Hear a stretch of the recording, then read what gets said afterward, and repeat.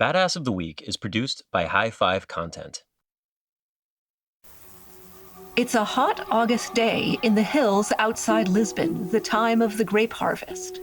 Castilian invaders have been mounting raids on the vineyards, and Nuno Álvares Pereira has gathered a band of companions to drive them off and keep them from getting any closer to the city of Lisbon itself. He rides up to the top of the hill and looks around him. The Castilians are coming. But Nuno's companions are nowhere to be seen. Nuno's disappointed, but determined. All right, it's up to him, alone, to drive off these Castilians. He lets out a war cry. He digs in his spurs, aims his lance, and charges at the Castilians. Suddenly, his lance breaks, shattered against a Castilian shield. Nuno grabs his sword. He fights valiantly, but he's outnumbered and surrounded. The Castilians hem him in, arrows and even stones raining down upon Nuno. His horse stumbles. Nuno's hit. He falls, hoping at least for a hero's end, but he gets tangled in the horse's bridle. He's still got his sword. Even while tied up, Nuno lands a few blows on the enemy. But it's too much. No. Wait. Nuno's companions ride in and hold off the attackers as Nuno cuts himself free from the bridle. He jumps to his feet, grabs another lance, and fights the Castilians back to their ships. The vineyards of Lisbon are safe. For now.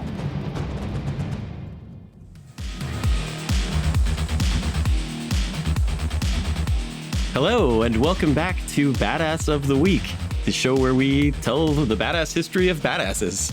My name is Ben Thompson, and I am joined once again by my co-host, Dr. Pat Larish, who, Pat, I believe is now officially on summer vacation, or is that wishful thinking? Wishful thinking, yeah. By the time this airs, I think that will be true. But right now, I and my students are in finals week. So wish us luck, or I guess retroactive luck by the time you listen to this. Well, good luck. I can tell you that now in the past, in the world that we currently exist in. Yes. Yeah, that's good. So we'll have some more time to work on some more episodes together over the summer. So that's very exciting, I think. Yes. We'll have to come up with some good characters to talk about. And you guys listening can help us by sending us suggestions and ideas. We always love to see them, and we will do our best to get to as many as we can. But today we have a pretty fun story. So, Pat, I just got back from a trip to Portugal. I was in Portugal for 10 days, and it was pretty awesome. Yeah, I've never been. How was it? It's great. Portugal's amazing. Yeah. So, like, a ton of natural beauty there. We flew into Porto and we drove through the Golden Valley there, which has all these wineries where they do all this port wine and stuff. And, this very beautiful river, these big canyons, these big valleys. You'd think it would kind of be similar in appearance to Spain, but it's very different. Spain has a lot of brown, and Portugal has a lot of green. So everything's kind of green there. And it's really nice. We drove down to Lisboa, and it was just really, really awesome. Really fun trip. But one thing that, I kind of like to brush up on the history of a place before I go there. So I did an episode on Magellan with Andrew, which was one of the few Portuguese badasses I could list off the top of my head, even though he sailed for Spain. That's what people did in those days, though. Yes, exactly. And he's actually the Portuguese don't like him because he was a traitor to Portugal. So it turns out the more I researched him, the more I realized maybe this guy is not a person I'm going to ask the locals about when I get there. Yeah, people are complicated. Yes. Yeah. But we were driving from Porto to Lisbon, and there's a town along the highway there called Batalha, which means battle. And we stopped in there because there's a famous battlefield there. I was like, I don't know anything about this. I want to stop and check it out. And they have this awesome exhibit from this great battle from the 14th century. Some knights on horseback and chainmail and swords and all that stuff. And so we went and did the tour there, and it was awesome. So I wanted to come back from that trip, and I didn't know anything about it. So I started learning all of these things about it. And I really wanted to kind of come on the show this week and talk about a guy named Nuno Álvares Pereira, who is, it's funny because when I was pitching him to you, he's described as the Achilles of Portugal. And your response was like, well, that can mean anything. Actually, yeah. Which I thought was funny. But he's a big hero in Portugal, and there's statues of him all over the place. Okay, that's what it means here. Okay, yes, he's a big hero. Yes. Yeah, okay. exactly. There's a number of things about Achilles, but he was also a war hero, which is what Nuno Álvares Pereira is. So that's who we're going to talk about. And we're going to talk about how this guy kind of engineered this victory in Portugal. He's the biggest war hero in Portuguese history. And he was part of a battle that was so beloved and so important and so critical to Portuguese history that they literally named the town Batalha in honor of this battle. That specific battle. Yes. And it's called battle, but everyone knows which battle it's referring to. Yeah, it's from the battle. It's from that big battle. The battle. Yeah. Cool. And, the more I started to learn about this guy, the more interesting he became. There's a big exhibit on him at the museum there, and the ending of it is just like, the story's going to start kind of wild and get weirder and weirder, and I'm excited to tell it because this is a national hero for Portugal, and it's a story that I've never heard before, and it's going to involve a lot of history that I would imagine some of our listeners might not be extremely well versed in. Okay. So let's get into it then. Yeah, let's take a quick break. And when we get back, we will learn about the Achilles of Portugal. Be right back. Yes.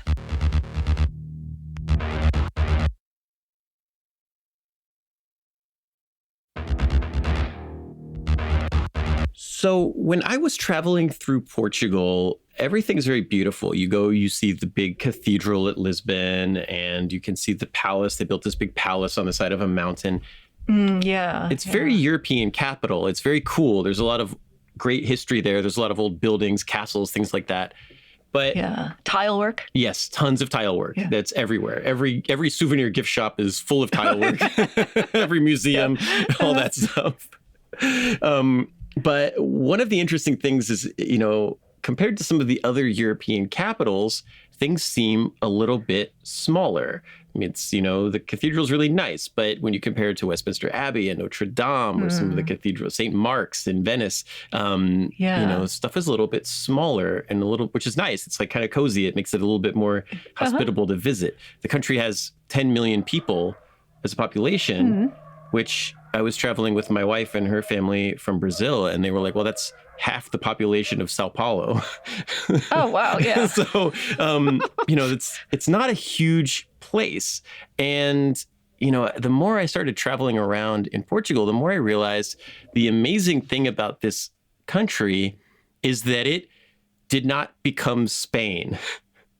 Because at the time period where our story is going to begin, Spain is not the kingdom of Spain or the country of Spain. It is an amalgamation of several smaller kingdoms. The biggest one's called Castile, but you have other ones. You have Aragon, Granada, Navarre, Galicia, Leon. And, over the course of the Reconquista and various wars and things, Spain became unified. But one thing that you never really think about, because there is this language difference with Portugal, is that for most of the existence of Portugal, it declared its independence in 1139 when it defeated throughout the Moors, and the Portuguese took over and set up a kingdom. But for most of the existence of Portugal, Spain was kind of planning on adding them. They were planning on kind of unifying the entire Iberian Peninsula. Yeah, if you look at a map, a modern map, you've got the Iberian Peninsula. It's mostly Spain, and then there is like a corner cut out of it that's Portugal. Yes. It's a little face with a hat on. Yeah. And so that's Portugal. But, we think, there's a language difference. Portugal's, pretty powerful country. You wouldn't think of them as just kind of being one that gets conquered by Spain. But for a decent portion of Portugal's history, Spain was definitely trying to make it part of Spain. Yeah. And so the story we're going to tell today is kind of related to that. And for this episode, I'm going to rely pretty heavily on The History of Portugal by Edward McMurdo. It's an older book, but it's good, and I enjoyed reading it. I'm also going to bring back the drink of the show, Pat. I brought back like a 20-year port wine that I'm very excited about drinking. And does it look like you're drinking out of one of the nice port glasses? Yes. Is that okay? I did. I got the official port glass. Oh, wow. Official port wine to drink it out of. I read that when we were in Porto, and there's a bunch of awesome wineries there and a million amazing wines. And there was a story that when Napoleon was besieging Porto, the Duke of Wellington commandeered the wine fleet and emptied all the wine barrels off and loaded his guys onto the wine boats and took them across the river to surprise attack Napoleon, which I liked. Wine surprise attack. Yeah. Wine fleet. So that made me happy. But okay, so let's go back way before Napoleon. Let's go back to the year 1340. So this is kind of kings and princes and knights and chainmail on horseback with lances and crossbows and swords time period. Yeah. So there is... And it's 200 years after Portugal gains independence from the Moors? That's correct. And so the king of Portugal is a guy named Afonso, and he's got a son named Prince Pedro. And Prince Pedro is, one thing that we're going to see throughout the course of this story is that Portugal has rivalry with Castile, which is the largest and most powerful of the Spanish kingdoms that are currently Spain. They share a border, and they have a history of war, and then trying to end those wars with marriages, and then those marriages breaking up and there being a succession crisis, which is what we're going to be dealing with a lot of the way through this. Okay, so King Alfonso of Portugal marries Prince Pedro off to a Castilian noblewoman named Constanza Manuel. And when Constanza shows up for the wedding, Prince Pedro is not that impressed by her, but he falls madly in love with her lady-in-waiting, a woman named Inés de Castro. And he only has eyes for her. He's madly in love with her. He's not interested in Constanza, even though he has to marry her, and she's now the princess, and they're going to inherit the throne and be king and queen of Portugal, but he's not interested. He doesn't spend any time with her. He spends all of his time with Inés de Castro, and they have this raging 15-year love affair that is extremely visible and open, and it becomes kind of this big scandal. Not just because King Alfonso of Portugal is what are you doing? You're embarrassing me, but also Princess Constanza Manuel's father is the king of Castile, and he's you're embarrassing my daughter in public, and that's not cool. Yeah. This is an international incident. Yeah, I mean, come on. Don't these royal families know how to have affairs discreetly? You'd think. You'd think they'd be good at it. That's something they teach you in royal family school or something. Okay, yeah, you have to make the political marriage, and okay, yes, you can have a personal life, but just, keep it out of the tabloids. But so Prince Pedro and Princess Constanza, their marriage is on the rocks. Yes, it's they're being very public about it, and things get worse when Princess Constanza dies before becoming the queen. And now Pedro's just really into Inés de Castro. And Pedro's dad, King Alfonso, is look, Inés has to go. She's the lady-in-waiting to a woman who's no longer even here anymore. So Inés is banished to a convent, as you do in these days. Yeah. Just a thing that happened. Why did it take them 15 years to do that? Right. That's kind of an interesting thing. That's a rhetorical question. I don't have I'm not expecting an answer. Yeah, I know it's weird, but yeah, 15 years they have this. I imagine they did keep it under wraps for maybe the first couple of years, perhaps, but towards the end, it became kind of a international embarrassment for everybody that these two people like each other and were romantically involved. So Constanza's dead. Inez is gone. Inez is banished, and King Alfonso needs to get his son married to another princess for political purposes and for child-having purposes and succession and all that. But Pedro, he's in love with Inez, and he doesn't want anybody other than her. So he refuses to get married. All these princesses come in front of him. He doesn't want any of them. He's not interested. My true love is Inez, and he starts sneaking off to go see her in the convent. And eventually King Alfonso has enough, and in 1355, he has her decapitated. Oh. Yes. Pedro is like enraged by this. He revolts against his father, raises an army and attacks his dad, loses, but then King Alfonso still dies like a year after the revolution or the revolt, and Pedro becomes the king. He is now King Pedro of Portugal. He is sometimes known as King Pedro the Cruel and sometimes known as King Pedro the Just, but the just meaning like he likes justice the way that he likes to deal it out. Okay. Not that he like is just in his decisions, but he just likes to do justice on people. And, you know, this or what he calls justice. Yes. Yeah. This reputation is not entirely undeserved because what King Pedro does when he assumes the throne is he goes and finds Inez where she's buried, and he digs her up, and he dresses her in the robes of a queen, puts a crown on her, puts jewelry on her, sits her on the queen's throne of Portugal. Then he finds every single person responsible for her death, whether it's the guys who were like complicit or the people who actually carried it out. He brings them into the throne room, makes them kiss her ring on the skeleton finger. Oh, wow. That's macabre. Yes. Then he has their hearts pulled out of their bodies. In some versions, he does it himself, but I imagine you probably need a dedicated heart puller outer guy to make this happen. But as he's pulling, or at least someone to hold them. Yes. Yeah. This is at least a two-man operation, I think. I think, yeah. Okay, but be that as it may, hearts get pulled out. Hearts get pulled out, and wow. Yeah, and as he's doing that, he says, "This is what you did to my heart." Wow. Yeah. When he later dies, he is buried in a tomb next to Inez, and the statues of them are facing each other. And there's an inscription below it that says "Até o fim do mundo," which means until the end of the world, inscribed on the marble. Oh, wow. Yeah, and so this is kind of a famous story in Portugal. It's a source of several Portuguese operas.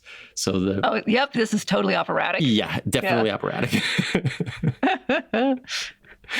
Okay, so Pedro, I mentioned this story because it's crazy, but Pedro has two kids. One is his eldest son, Ferdinand I, who will become King Ferdinand I of Portugal. He's known as Ferdinand the Handsome or Ferdinand the Inconstant. Okay. Which maybe these might be related. Yeah. Maybe one more flattering than the other, but related, I think. Yeah. Now, is Ferdinand, is he the son of Constanza? Yes, he's the son of Constanza and Pedro the Cruel. So he inherits when Pedro dies. Ferdinand becomes King Ferdinand I. But there's also a half brother, an illegitimate son named João, who is not the son of Inez de Castro, but a different woman named Teresa, who Pedro had an affair with after the death of Inez. Ah, okay. So, yeah, it would have been more poetic if it was Inez's son, but it's not. So anyway. Yeah. Okay.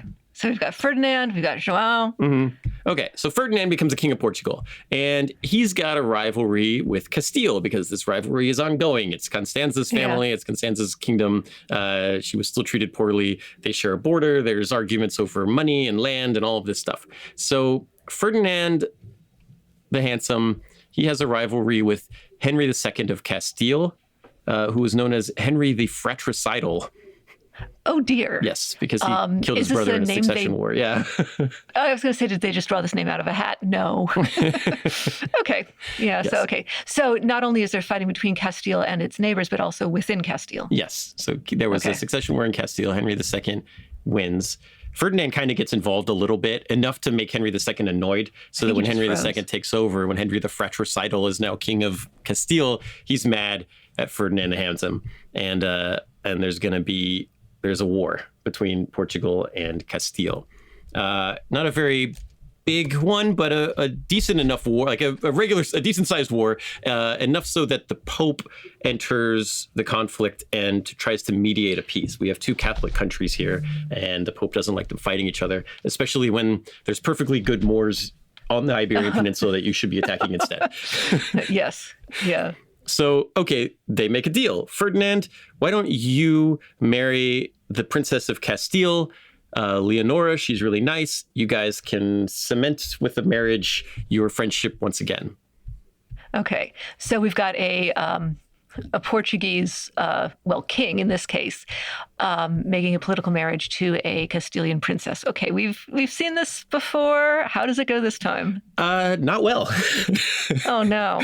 Ferdinand has a little bit of his dad in him. He doesn't want to marry the Castilian princess. He instead falls in love with the wife of one of the guys in his court, who's a woman named Leonor Teles de Menses, and he marries her instead. He shuns Leonora of Castile, marries his friend's wife instead. Leonor.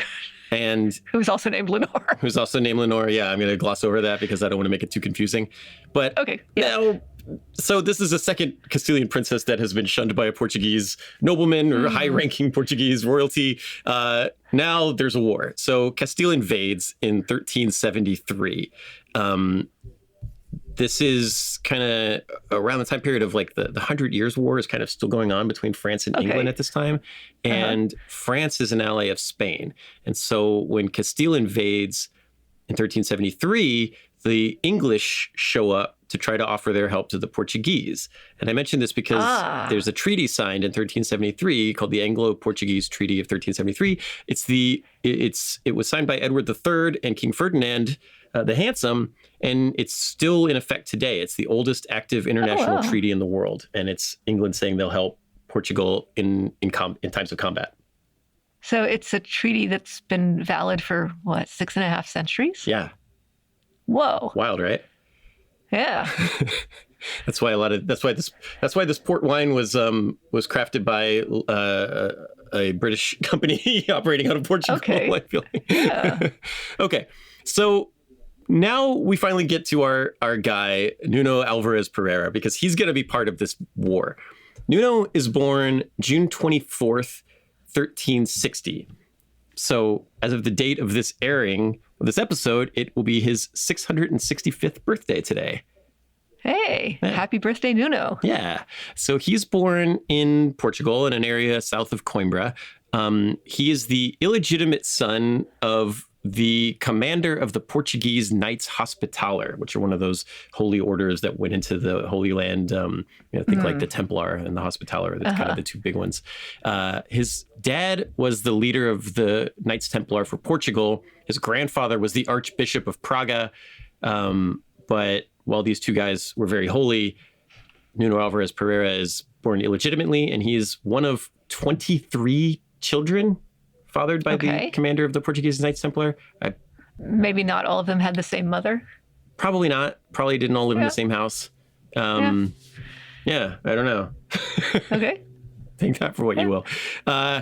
There's stories of a prophecy surrounding Nuno's birth. An astrologer came by and told his dad that this guy was going to be important or something. I feel like that was kind of retconned in later. It doesn't seem like possibly. Yeah, it seems unlikely that the astrologer was there at the birth and was so impressed by this child that he declared a prophecy. But there is prophecy involved. Or maybe it's one of those things that astrologers say at every kid's birth, and it's only the ones who actually grow up to become famous that you remember. Oh, yeah, that's right. The astrologer said you were going to be important. Whoa, as opposed to, the astrologer came by and said you're going to be important, and now you're just an assistant shoemaker, which is cool. But then you just that was just the astrologer being, friendly.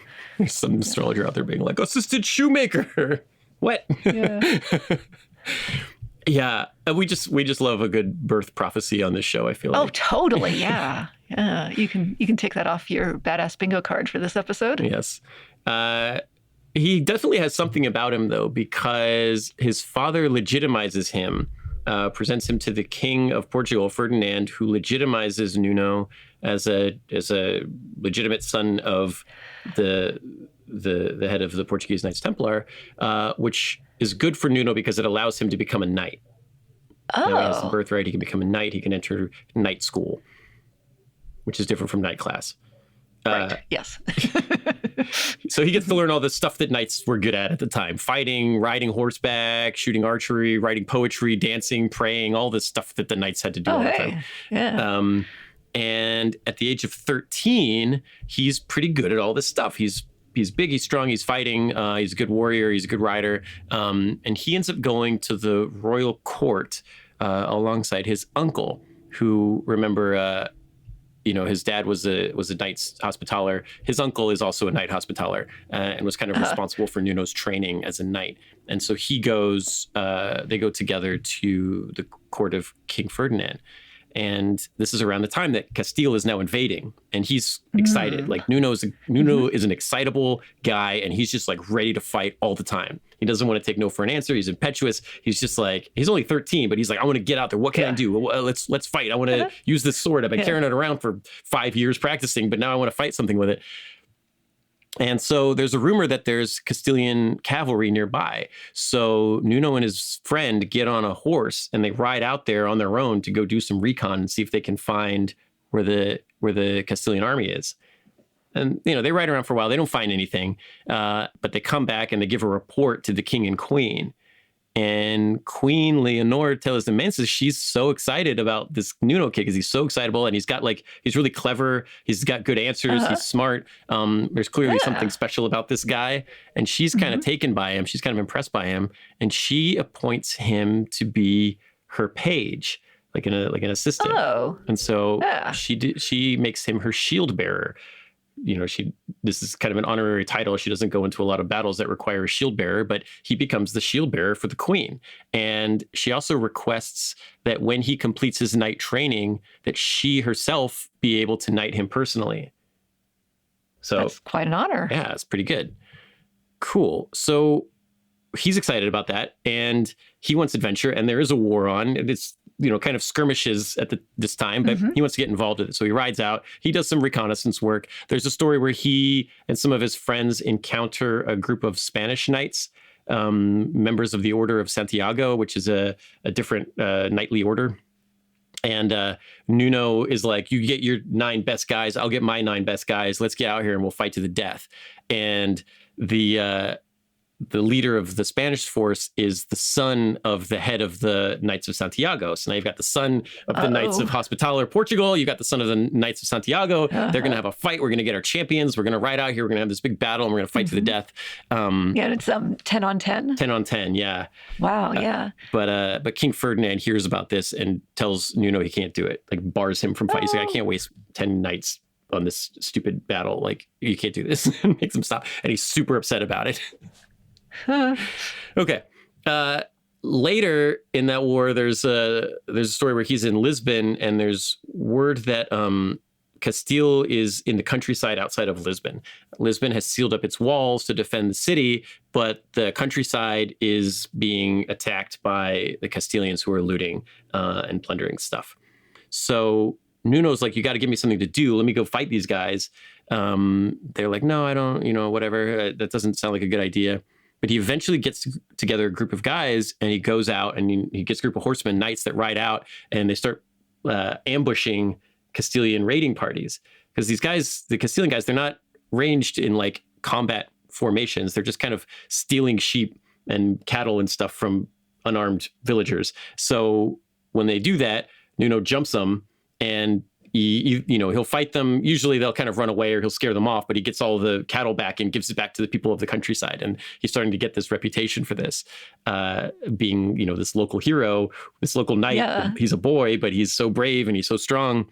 The most famous story from this time period is that the Castilians, I'm going to use Castilians and Spanish interchangeably. You have to forgive me for this because it's just easier. I'm going to do that, and there's no way around it. I'm sorry.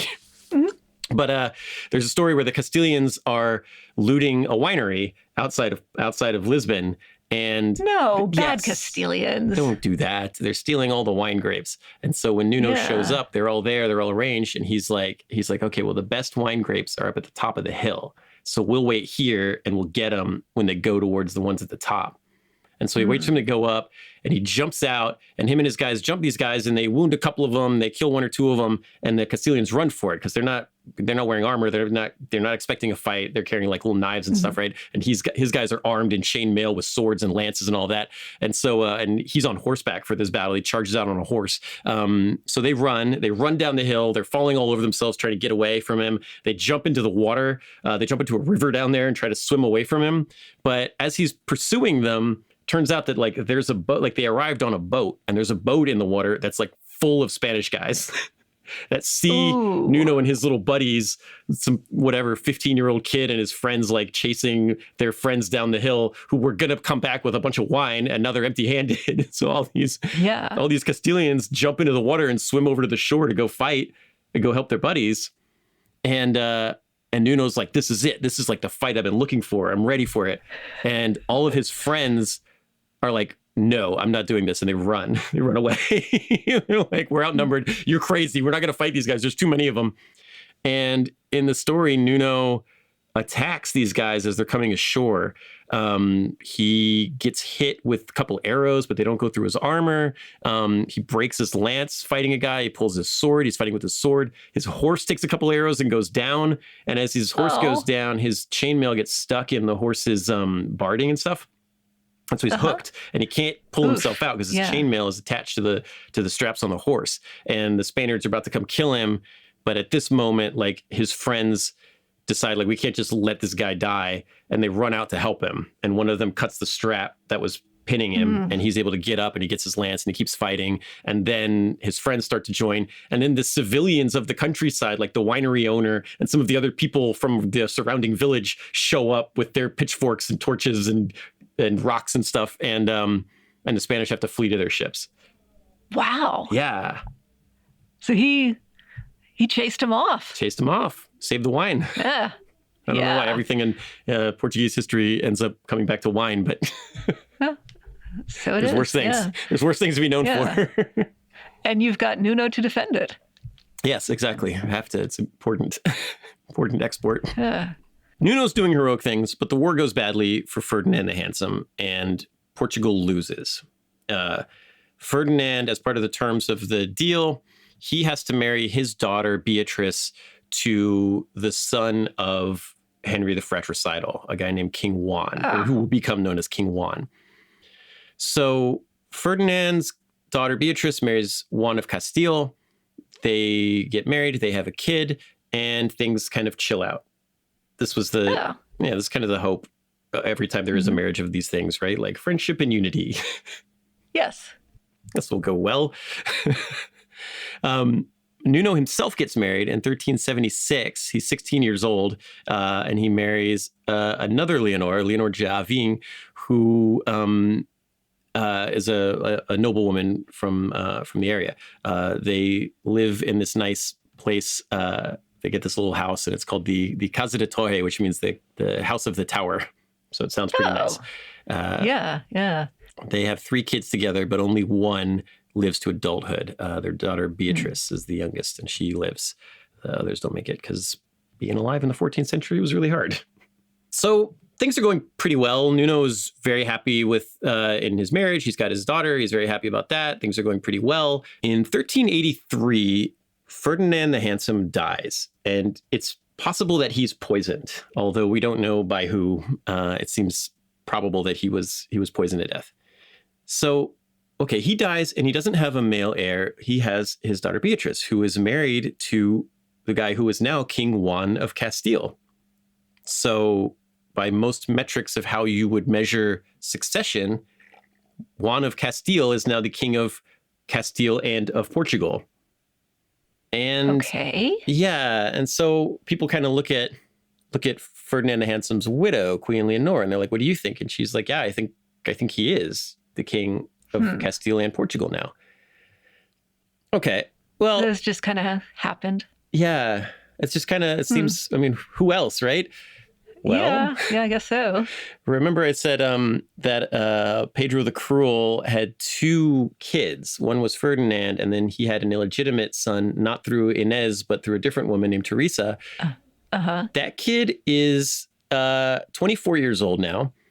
He's Joao of Aviz. He's an illegitimate son of Ferdinand. He's been kind of quiet. He's currently the Grand Master of the Knights of Saint Benedict of Aviz, which is another knightly order. And he, I guess, like he hasn't been causing too much trouble. He gets arrested in 1382 for kind of being a little too closely related, or being like kind of hanging around, being an illegitimate son, which was a problem for certain people.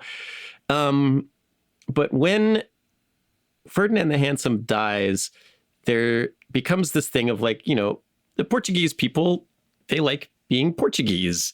They speak a different language from the Spanish. They've been fighting the Castilians for the entire episode so far. They don't really want to be Castilian. They don't really want Juan of Castile to be their king.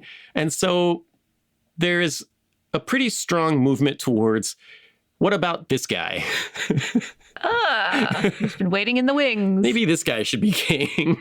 And one of the main instigators of this is our friend Nuno Álvares Pereira. He is he's very, you know, excited about not being part of Castile. He's been fighting them. He doesn't like them. He's seen them do bad things outside of Lisbon. And he's like, we need to fight these guys. And so he gets together with Joao, and they decide that they're gonna fight. And the kind of inciting incident is the Queen's top advisor is a guy named João Fernandes Andero. He's murdered, and he was like kind of the guy pressing her to be friends with Castile. And he was pressing her to be friends with Castile because Castile was very big and powerful and rich, and would stomp you in a war. So you don't want to fight them. And she was. I can see why an advisor might advise that. Yes, the Queen was probably like, maybe I won't like have my population destroyed and my cities burned to the ground. I'll just be Castilian for a few years and hope that maybe we can find some way out of this later on. Yes. Nuno is not that kind of guy. Nuno is an action now kind of guy. And he's like, let's stab this guy. Let's have a revolution. And let's fight. Let's, Viva Portugal. Queen Leonor flees, asks Castile for help. Castile invades to try to assert their dominance over Portugal. And there's a war. Oh, wow. Okay. So in 1384, the Castilian army is attacking. Portugal doesn't have a lot of men. It doesn't have a lot of troops, doesn't have a lot of money at this time. They've kind of hunkered down around Lisbon to defend Lisbon. They've sealed up the walls, kind of what they did earlier. They sealed up the walls. And once again, Nuno finds himself locked up in Lisbon while the Castilian army is running rampage around the rest of the countryside. And once again, he's like, I need to do something. Give me what you got. Like, I'll fight. We got to fight these guys. Like, bad stuff is happening. Yeah. We're getting all these reports in that all this bad stuff's happening. We need to do something. And eventually he's able to get a much bigger force than he had last time, rather than just him and his other fellow impetuous high school friends. He gets 1,000 soldiers and he takes them out to try to fight the Castilians.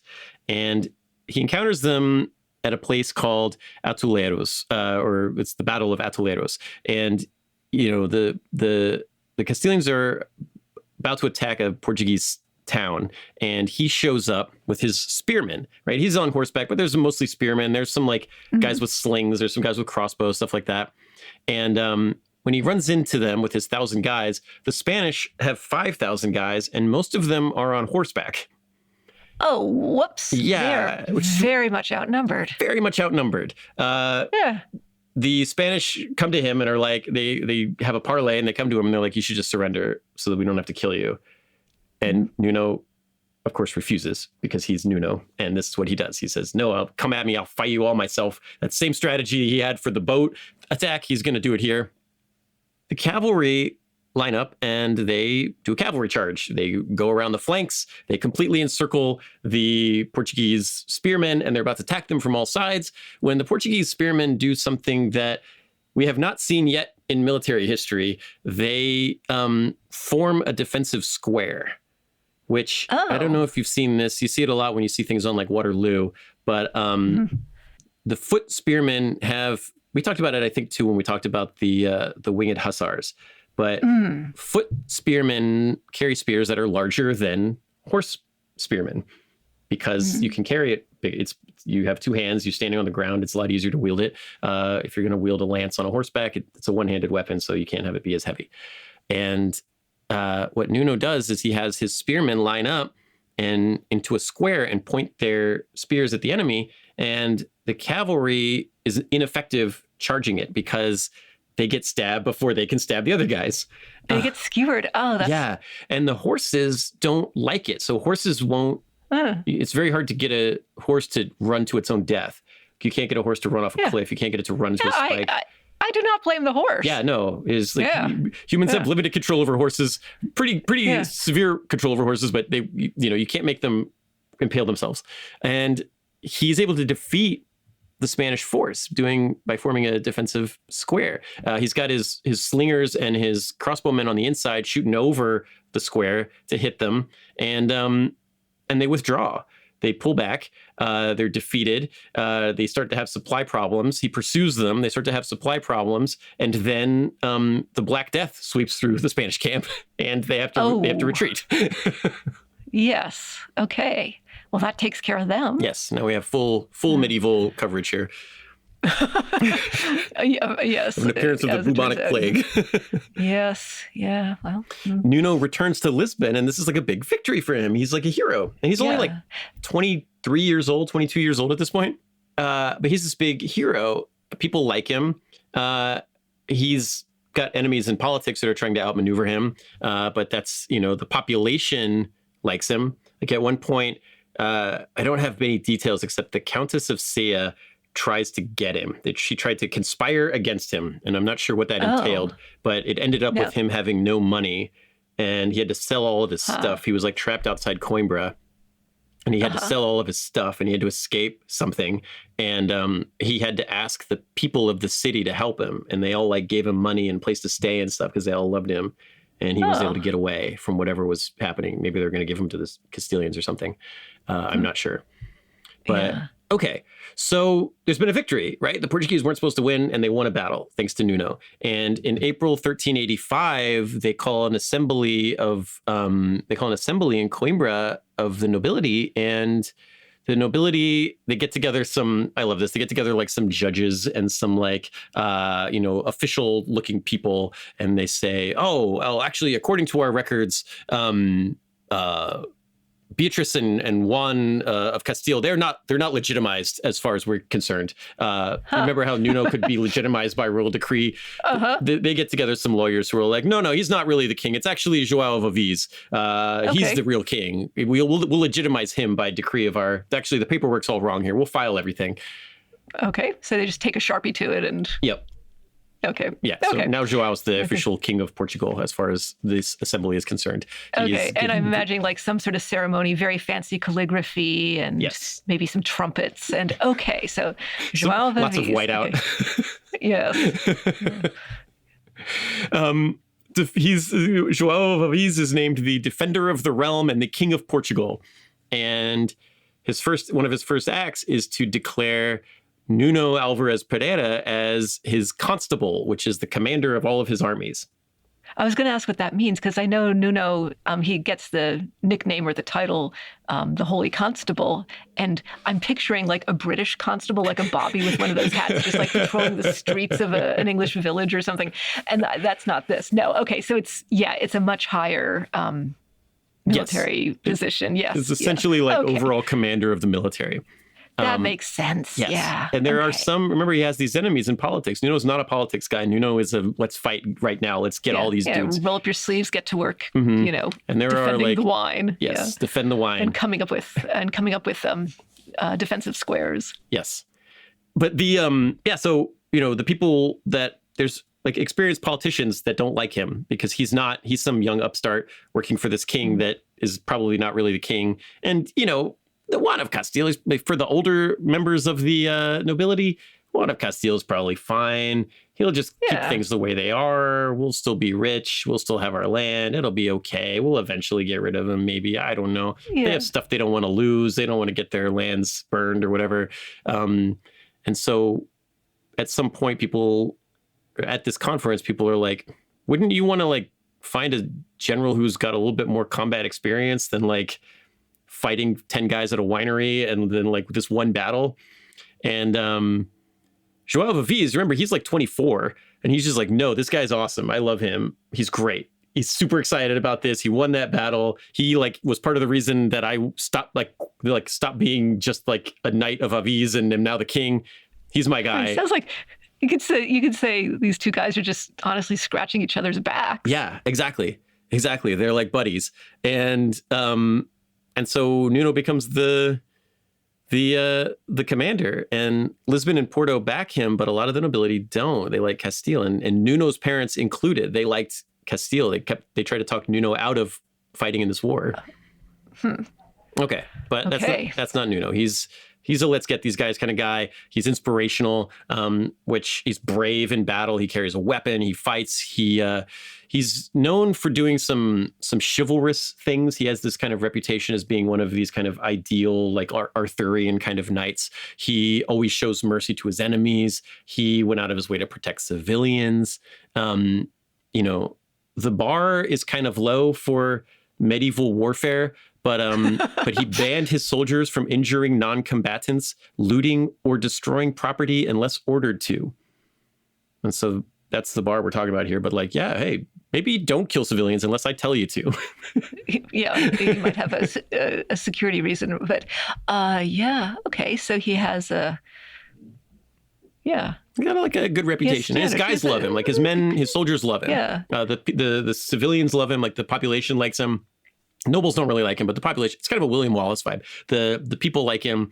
His soldiers like him. The nobility, they're not sure about him. He's this kind of young upstart, millennial. But as you said, he's referred to as the Holy Constable because he's very religious. And we're going to get into that a little bit more, I guess. But when he becomes the commander, he's very dedicated to the Virgin Mary. So he inscribes Maria on his sword. And he fasts on Wednesdays, Fridays, and Saturdays. He doesn't eat because those are holy days for Mary. Okay. Which seems weird. How does that work out? I was going to say, how does that work out for being a soldier? I don't know. You need calories to fight. Yeah, usually. Yeah. But this is his observance. It's meaningful to him. Yeah, I mean, it's going to work out for him for the most part. So maybe there's something to it. Yeah. Intermittent religious fasting. Intermittent religious fasting. Yes. He gets a banner constructed. It's a red cross on a white field, and it's got images of like St. Mary and St. George and John the Evangelist. Very like religiously dedicated guy. Okay, and he's going to need it because in 1385, Castile returns. And like I said, this is the 100 Years' War. They have the French with them, and they have a big army, and they're moving on Lisbon. Yes. So numbers for the Allied army here are generally fixed around 30,000 soldiers, 2,000 of which are like heavy cavalry, like knights, like tournament knights in full plate armor with the lances, with the flags and stuff. And the horses might have some sort of armor too. Armored horses for sure. Yeah. I mean, I think these guys were wearing chainmail. I don't think they had plate armor at this time, but actually they might have by 1385, they probably had plate armor. And they crossbowmen, 8,000 crossbows, 15,000 men. They're followed by a wagon train with 700 wagons and 8,000 cattle, plus like logistical and supply troops, cooks and wagon drivers and all of this stuff. It's a huge force. And on top of that, they have 16 mortars, like cannons. Ooh, and those are relatively new? Yes. The Portuguese have never seen a mortar before. They've never seen a gunpowder weapon. A mortar is different from a cannon because it shoots the trajectory is more vertical. It shoots it up in the air rather than straight on. But it's a cannon, and the Portuguese have never encountered this before. And so this army marches out, and it's going to come to Lisbon, and it's going to burn it to the ground and kill everybody inside. so the Castilians send an envoy to kind of negotiate with King Joao and Nuno Álvares Pereira. And he says, this chancellor's name is Diego Álvares. And he shows up and he's like, why don't you guys just surrender? Because it's really not going to be that fun to destroy you. And Nuno's like, no. And Diego Álvares is like, look, Juan is the king of Portugal. Your entire nobility thinks so. We have a huge army. You have, 1/5 the number of guys we have. We have cannons. You have no chance. And Nuno's like, no. And Diego Álvares is like, look, if you look at the stats here, like if you look at the order of succession, like clearly, like your own records say that our guy should be your king. So we're just following the. He pulls out his slides with infographics and yeah, and Nuno's diagramming exactly how not good an idea this is. Yes. And Nuno is like, no, we're going to fight you. So if you come here, we're going to fight you. Hey. And so apparently Diego Álvares spends a long time trying to explain to Nuno how dumb it is to fight Castile. And Nuno just doesn't want anything to do with it, doesn't say anything about it. And like, just to give you an idea, 30,000 Spanish soldiers. Nuno has 6,500 men, 6,500. So he's outnumbered 5-1. And the description, I'm going to read you this description because it's amazing. It's somebody talking about, it's a civilian talking about the Portuguese army that is under Nuno. It says, the Portuguese were poorly and badly armed. Here, that one had mail armor but didn't have padded armor. And the one that had a cuirass didn't have an arm harness. And many of them had open-faced bassinets. So that if all of their arms were matched as they should, it won't equip 1/3 of their people.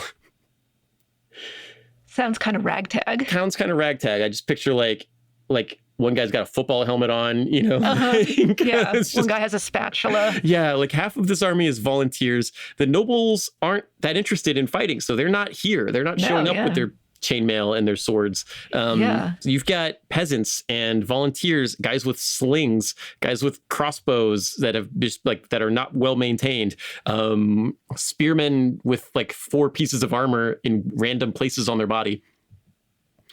That's what he's dealing with, and that's what he's standing in front of as he's talking to Diego Álvares. Diego Álvares is like, what are you doing? Don't make me kill you. Don't make me destroy you. But one other interesting thing happening here is that when Diego Álvares goes to talk to Nuno, he's got his chronicler with him, but he's also got a group of Spanish knights with him.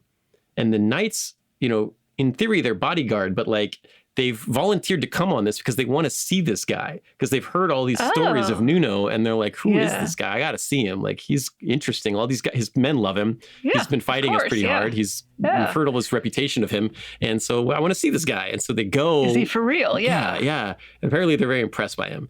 Anyway, the armies line up. And they're going to fight, and they're going to meet on this battlefield at a place called, today it's called Batalha. And so the Portuguese army arrays, and they're ragtag. They are kind of just this kind of hodgepodge of civilians that have shown up to fight. And Nuno is there, and he's wearing his armor. He's got his sword. Remember, he's a young guy, 23. He's running down the line. He's riding on his horse down the line. He's yelling let's go, let's get these guys. His men are cheering everywhere he goes. They're cheering. He's yelling at them. He's lined up his defensive position, and everybody's really excited. They're defending their homeland. They're going to fight the Castilians. And in the Spanish camp, things are a little different. Now, King Juan is there. He's come personally to oversee the destruction of Portugal, but he's sick. He's not feeling good. He's kind of a sickly guy. He's not feeling good. He's riding on a mule, which is embarrassing not embarrassing for him. I don't know why he's riding on a mule, but when Portuguese write about him, they're like, he was riding on a mule. Isn't that embarrassing? Okay. It might not even be true, but that's how they write about him. I would like to apologize to any mules who are listening to this episode. Mules are awesome. Come on. Okay. I would definitely ride a mule. It's better than walking. Yeah. Okay. But he's sick. He's riding on a mule. He's not. And his army is disorganized. Energy that, his army is disorganized. He's got nobles running around, but they're not giving orders to any of the men. they're kind of talking about how they're going to divide the plunder from the city and from the Portuguese baggage train. The soldiers that are there, some of them are mercenaries. Some of them are kind of like, what's going to be like? What are you going to take when we sack Lisbon? They're a little disorganized. They're not getting orders. They're not lined up correctly. Their lines are not super straight. They're a little disorganized. And there's a bunch of French in the camp. There's 2,000 French knights in the camp who don't like the Spanish, and the Spanish don't like them. So even though technically they're allies. Right. Exactly. But the French, Spanish are like, these French think they're so great. And these French are like, I can't believe we're here supporting these allies, and there's this kind of rivalry building between the people in the camp here. The other thing Nuno has for himself is that he picked the battlefield. And yeah, he knew that the bad guys, he knew that I don't want to say bad guys, he knew, I'll say something different. The one thing that Nuno's got going for him as well is that he picked the battlefield. So he knew the Castilians were coming. He knew what they had. He had good recon from his troops, and he has positioned himself at the top of a hill. So he has the high ground. And on top of that, he has spent the last several weeks making that high ground like full of traps. So he has built obstacles. So there's only one way to attack him. There's this big natural barrier, this big cliff face, and with like rivers and stuff. And so there's only one way for the Spanish army to attack him. And he has plugged it full of like obstacles, like broken wagons and like hedges. And, nowadays you'd use barbed wire, but he's using like wooden spikes. He's dug pits and covered them up with grass so that you can't see them. Sneaky. He's dug, he's thrown down caltrops and various spikes. Yes, spiky tetrahedra. Yes, I love caltrops. Yes. I mean, I love the idea of caltrops. Yeah, so you're throwing them on the ground, and then, and you've got these pits, you've got these obstacles. Oh, yeah, caltrops like a spiky Lego. Yeah. You step on it and it's miserable. Yeah. And what he's also got is, the Spanish got help from the French, but he's got that treaty with the English. And the English have sent him somewhere between 100 and 500 longbowmen. Oh. Veterans of battles from the 100 Years' War.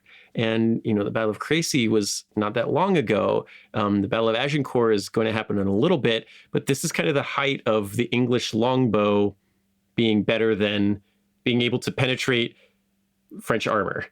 And we're going to see some of that. So the army is arrayed. Remember, there's 30,000 of them and 5,000 of Nuno's, 6,500 of Nuno's guys. So it's a big army, and he doesn't have that many guys. And he's backed up against this hill so that if he loses this battle, he's going to die. There's nowhere to run. He's backed himself up here. So this is it. We're going to fight here, and that's going to be the end of it, win or lose. And that's basically what he says to Diego Alvarez. He's like, look, you just attack. Like, I'm going to be here. I'm not letting you through. So you can attack me, and I'll just fight you until I die. That's my plan. And so the French charge first, and they charge up the hill. They've got their flags, they've got their heavy armor, and they're charging on horseback up this hill, but they're charging through a field of caltrops that are getting in the horses' feet and messing up the horses. Horses are falling into pits. They're hitting spikes. They're getting hit with the longbows. They're trying to maneuver their way through this like basically maze of broken wooden things and traps and stuff. And there's 2,000 of them, but by the time they actually get up to the hill, they've lost like half their number, is like killed or wounded. And then when they get there, they do eventually make it. Like, French cavalry is extremely formidable at this time period, and it's the best in the world. And they get up there and they fight these dudes wearing very little armor and with knives and sticks and stuff. But by the time the French get up there, they're pretty badly outnumbered. And they're like, what? They're starting to, they're dealing massive damage to the Portuguese lines, but they're losing people. And they're looking around like, where's the Spanish army? Where are you guys? There's so many of you. Why'd you send us out here by ourselves? Where is the Spanish army? Yeah, good question. The Spanish army is at the bottom of the hill. And King Juan of Castile is like, get up there. You got to support this attack. And the Spanish are like, I don't like them. The French guys, they were mean to us when we were in camp. Let them. They think they're the best cavalry in the world. Let's see. They can just take it by themselves. They'll be fine. So they're just ignoring orders out of spite? Yes. They ignore orders out of spite because they don't like the French, and they let them all get killed or wounded or captured. That's how you treat your allies? Okay. Mm-hmm. Yeah, I don't think France is going to be sending a lot more knights to come help. I wouldn't. And that's it. The French are defeated. The French cavalry is defeated. Very few people escape. They're all either killed or captured or wounded. And only then do the Spanish decide they're going to attack. And the Portuguese have taken some pretty good losses. It's not easy to get into a hand-to-hand combat with a French knight. And so, Castile is going to make their attack, and the Portuguese are ready. And Castile opens by firing their cannons. And the first shot from their cannon hits and kills 2 Portuguese soldiers. Like a direct hit, it explodes and blows them up, probably in a pretty gruesome way. Ugh, it's the first time we've seen gunpowder. It's the first time we've seen this weapon. They don't know what they're looking at. They don't know what happened. Some smoke came at the bottom of the hill. There was a loud bang, and 2 guys exploded. And how do they even know how to think about this? Yes. And the army is like, what is this? This is a punishment from God. Like, this is some sorcery. This is wizardry. And somebody,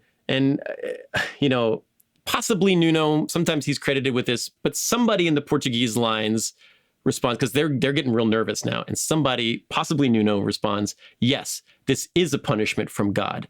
Those 2 guys killed a priest last week, and they got what was deserving them. But we are noblemen, and we love God, and we're going to fight and be righteous and holy, and these weapons will not touch us again. And they didn't, because mortars in 1385 are very inaccurate and unreliable and hard to aim, and the guys firing them don't know how to use them.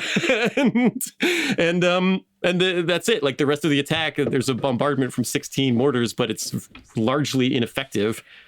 And now people are like, oh, Nuno is like blessed by God. Like, we're gonna fight for this guy. Like, he knows what he's talking about. And he is inspired. I'll give him that. Yes, he's inspired. Yes. So the Spanish move up, and they attack, and they have to make it through that same gauntlet, and they take the same punishment that the French took, but there's a lot more Spanish, and they start getting up there, and they start making their way through. And as they break through this fortification, they're coming through in like various, access points. So there's only like 3 or 4 holes in this wall, and the Portuguese are there waiting for them, and there's a fight. And it's a pretty big fight. It's a pretty severe one. There's a lot of people getting killed on both sides. There's a great story here called the lovers platoon, or the lovers company, ala dos namorados, which means like the wing of the boyfriends. It was 200 unmarried noblemen. And I see them written as sometimes students. They were like training. These guys are like students, but they're fighting off like knights in armor, and they hold up their side really well, and they fight very bravely. And this becomes this is also like you see this in like a lot of romantic paintings of this battle, is this Alas Namorados like fighting the Spanish knights. And it goes okay, but there's so many Spanish, and they're starting to lose. The Portuguese are starting to lose. Things are starting to look bad. They're faltering. And, Nuno is up there on the front lines. He's fighting. He's commanding the vanguard. He's got 600 guys with him. He's doing everything he can, but he's heavily outnumbered. And then a banner approaches, and it is the banner of King Joao himself.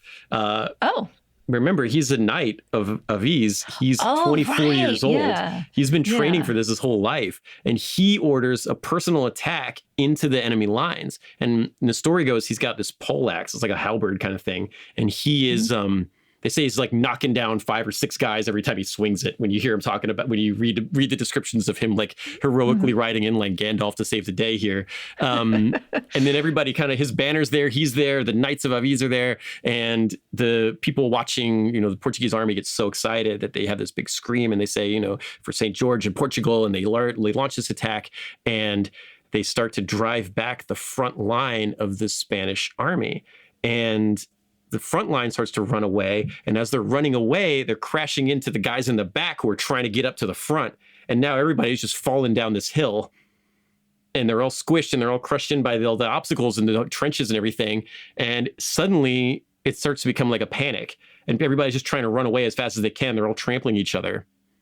And at some point during this, King Juan of Castile like tries to do something similar and rides up on his mule, but he falls off his mule. Oh no! His flag bearer is killed, and the flag is taken, which makes all the people in his army think that he's dead. He starts running for it. He has to steal somebody's horse and like run away. The army routs, and the Spanish army is defeated.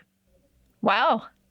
So, yeah, they run and they flee into the nearby town. The town is called Aljubarrota.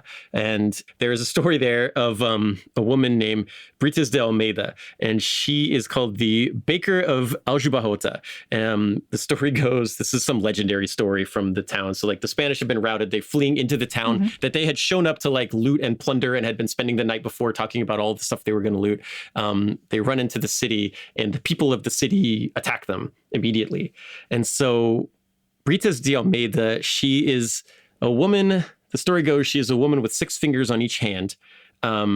She killed her lover in a fist fight, defeated pirates who attacked her boat when she was sailing off Algiers, ended up in Aljubarrota and opened a bakery and now bakes the best bread in the city.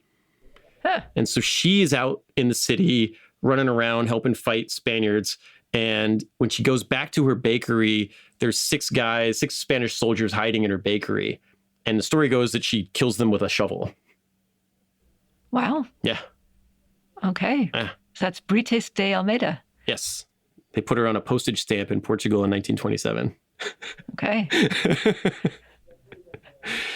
But this is kind of what's happening. Like, this story is probably a legend, but that's what's happening after word gets out that Nuno has defeated the Spanish army, the bulk of the Spanish army. He beat the French, right? Can you imagine, like, tiny Portugal has defeated the French cavalry in battle? Yeah, and morale is through the roof. Yes, and so everybody goes crazy. It's motivated, yeah. Yes, it's a revolt everywhere. Every armed Portuguese soldier or civilian starts attacking the Spanish who are raiding their countryside, all those wineries, all those, sheep stealing.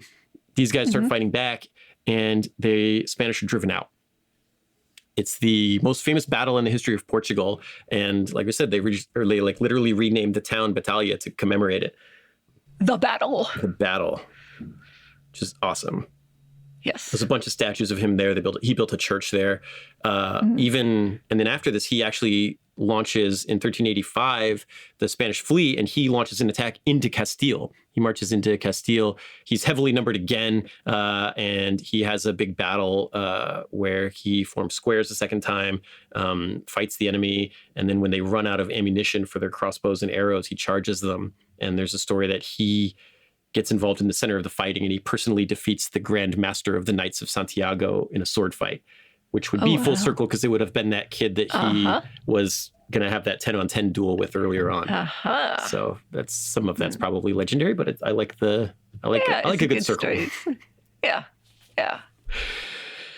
The war ends in thanks for having those English archers at Batalha. João signs the Treaty of Windsor with England in May of 1386, which creates a permanent alliance between Portugal and England that will last forever.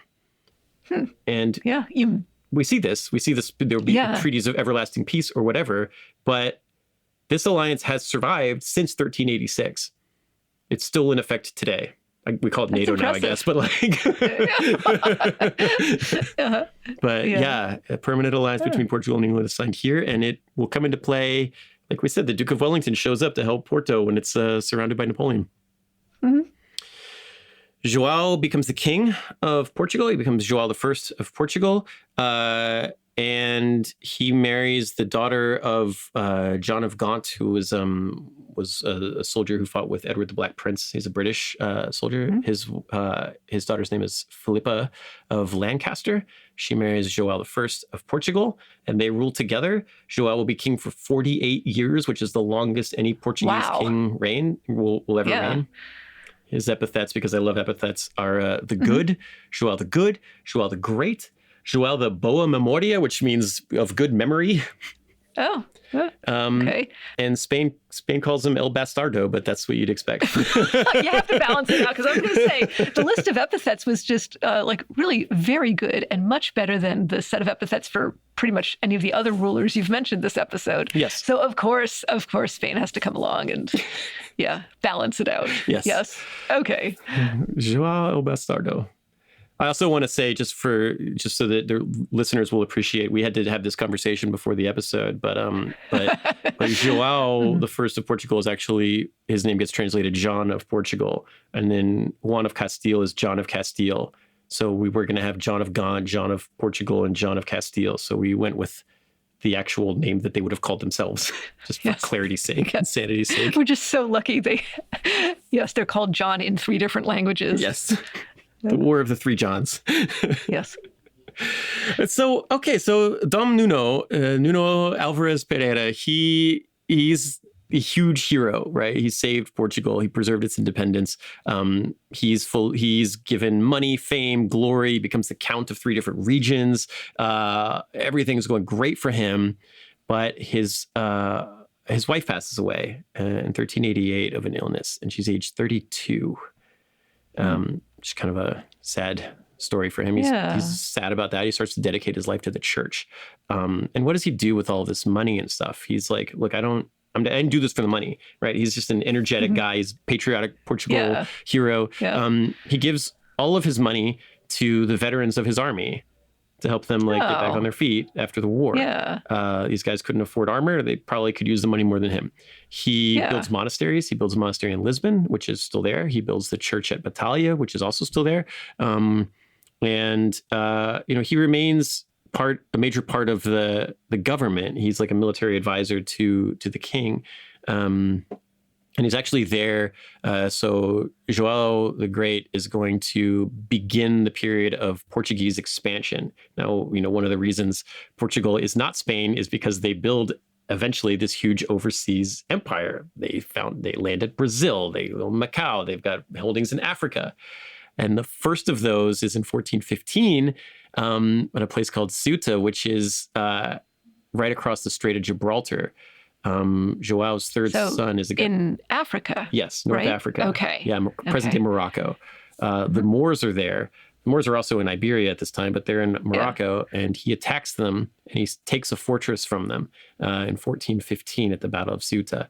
The King Joao is there. He's older now, but the main guy in charge here is his third son, a guy named Henry. So Nuno is part of the planning on this. He's one of the major supporters of the battle.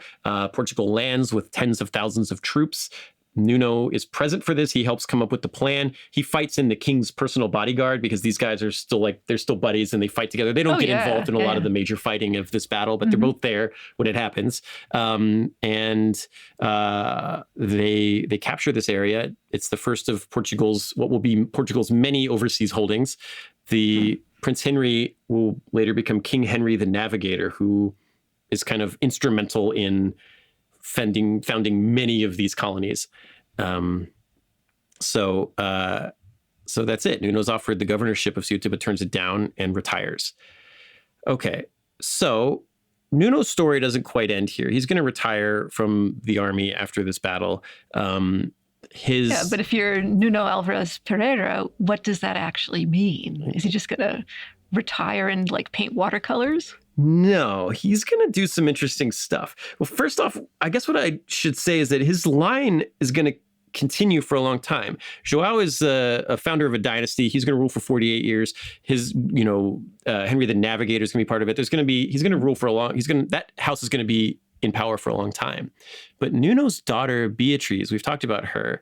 There's some rumor that she might have had an affair with King Joao at some point. We don't know about that for sure, but she marries Joao's son, Alfonso. Oh. And so Nuno's daughter marries Joao's son, so further cementing their friendship. And that family is the beginning of the House of Braganza, which will rule. Portugal eventually gets taken by Spain, but they get their independence again in 1640. And the first king is from that House of Braganza. He's a direct descendant of Nuno Álvares. And they will rule Portugal until 1910 for 300 years. There will also be emperors of Brazil will be from the House of Braganza. And, he basically, his daughter creates this line that will rule Portugal for almost as long as Portugal has kings. Hundreds of years after his death. But none of that really works for Nuno, because Nuno is not interested in the glory or any of this stuff. When his second wife, Maria, dies in 1423, he renounces everything and becomes a monk. He sells all of his stuff or gives it all away. And he becomes a Carmelite monk, enters into the monastery, one of the monasteries that he built with his own money. Takes the name Friar Nuno of St. Mary, renounces his land, his titles, his wealth, wears a plain brown robe and sleeps on the floor and becomes like a mystic. Huh. Wow. Yeah. Apparently this is the guy who was, fighting soldiers and putting pits in the ground to trap horses. And okay. There's some thought that maybe he was trying to atone for his war record, like all the people he had killed in his life. Maybe he wanted to have atonement for it. He's known for kindness and charity. People would come visit him and see him because he was this great war hero, but they'd come and he'd give them his blessing and things. And he becomes this like kind of well-respected older guy, and everybody kind of loves him. And he's this just a really holy man. Although there is some famous story that, Nuno lives until 1431 when he passes away at the age of 71. But when he's in his late 60s, there's a story that his old enemy, King Juan of Castile, goes to visit him at the monastery. And they sit and they talk. They probably have some tea or whatever. And King Juan is still the king of Castile. And he at one point makes some joke about the possibility of another Castilian invasion of Portugal. And Friar Nuno pulls up a piece, according to the story, Friar Nuno kind of pulls back a piece of his robes, and he's wearing chainmail underneath his brown robe. Ooh. Just as a, give it a try. Yeah. Let's see what you got. I'm still here. I'm still ready to defend Portugal. Yeah. Well, I mean, if that's the story people are telling, it makes sense that this guy is a hero of Portugal. Definitely. Yeah. And he dies in 1431. And on his tomb, there's a great inscription that I'm going to read. Here lies that famous Nuno the Constable, founder of the House of Braganza, excellent general, blessed monk, who during his life on earth so ardently desired the kingdom of heaven that after his death he merited the eternal company of the saints. His worldly honors were countless, but he turned his back on them. He was a great prince, but he made himself a humble monk. He founded, built, and endowed this church in which his body rests. So, pretty holy guy. And that's been recognized by the church. Yes. Yeah. In 1918, he was beatified. He became the Blessed Saint Nuno. And this is, of course, several centuries after his death. And but his legend kind of endures in Portugal to this day. Yeah. Right? People love him. You can see statues of him all over the place. And in 1940, Pope Pius XII was going to canonize him to make him a literal saint, but decided not to. And I was looking into this, and I'm getting like different explanations. It's all kind of vague. Maybe the Portuguese ambassador said, no, the time isn't right. Maybe he was worried that Nuno would be a symbol for some Republican partisans to rally around. Yeah, because 1940 is like the Spanish Civil War has just ended at this point. It's almost about to be World War II. And another explanation is that maybe Salazar, who was the dictator of Portugal at the time, actually wanted the Pope to come to Portugal in person to perform the ceremony, the canonization ceremony. But the Pope, Pius XII, was hesitant because he was worried that this was not about Nuno being holy, but more about Salazar trying to turn it into a big propaganda move for political gain. And the line that you hear is, the time wasn't right. But a few decades later, a few decades later, in the year 2000, there is a woman named Guillermo de Jesus, and she's a volunteer at the castle. This is 569 years after Nuno's death. Anyway, this woman, Guillermo, she's frying up fish and chips in hot oil, and some of that oil splashes out and hits her in one of her eyes, and she loses sight in that eye. So she and her family apparently pray repeatedly to Blessed Nuno, and behold, the sight in Guillermo's eye is restored. And so that's considered a miracle that counts for his canonization, and he gets canonized officially in I think 2008 or 2009, and his official name is Saint Nuno of Saint Mary, and his holy day is April 6th, which is the anniversary of his death. And that's Saint Nuno, both after his death and during his life. I feel like he had several lifetimes, honestly. Yes, several Nuno eras. When you found that story of the woman being blinded by oil and then he restored her eyesight, like I really thought that happened during his lifetime. When you were like, oh, that's the miracle that he performed. And I was like, oh, okay, she must have been blinded frying up some medieval fish and went to his monastery to see him and he cured her eyesight. But then when you were telling it to me a second time, you were going over it right before we recorded. You were like, yeah, it was like fish and chips or something. And I was like, fish and chips? Like, when was this? And you were like, oh, 2000. And I was like, what? You can perform a miracle 570 years after your death? Well, people pray to you and you respond, hey, sure. That's how these miracles work, apparently. So, that counts, I guess. Yeah.